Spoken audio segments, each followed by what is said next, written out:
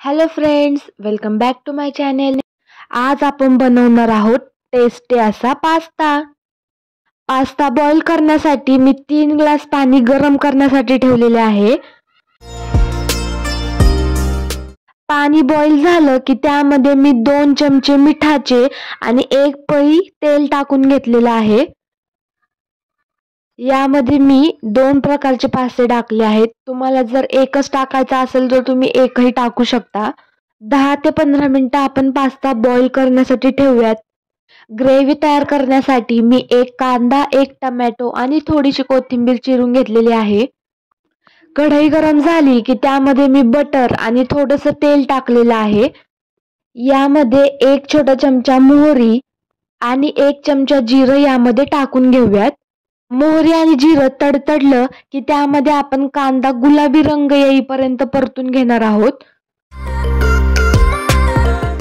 कांदा परतवून झाला की त्यामध्ये आपण टोमॅटो मऊ होईपर्यंत परतवून घेणार आहोत.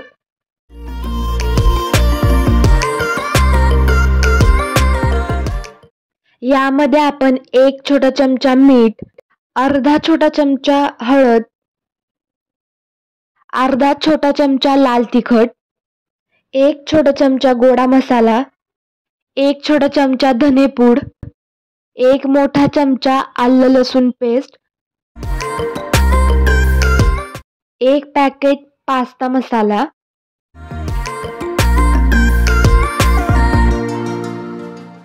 1 मोठा चमचा पास्ता सॉस, 1 मोठा चमचा शेजवान चटणी. हे सर्व मसाले मिक्स करून आपण यामध्ये आपला उकडलेला पास्ता टाकून घेणार आहोत. ही सर्व ग्रेव्ही आपण छानपैकी मिक्स करून घेऊयात.